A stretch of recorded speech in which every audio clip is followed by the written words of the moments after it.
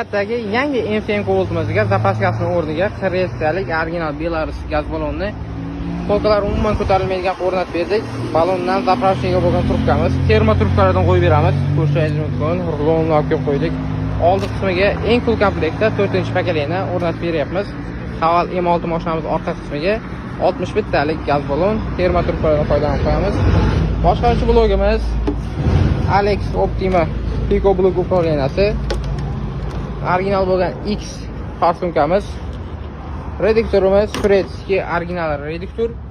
Hidlar chiqmasligi uchun original xomatlardan qo'yib beramiz. Ko'rishingiz mumkin.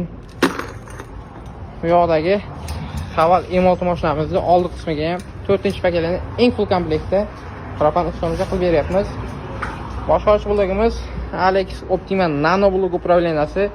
Optima Pico blok upravleniyadan qanaqa farqi bor deydigan akalar uchun bu blogimizda OBD funksiyalari bor. OBD kislorod qo'llanadi, mashinamiz turbinani boshlanadi, idealni yurgizib beradi. Farsumkamiz X original farsumka, reduktorimiz Turetski original reduktor.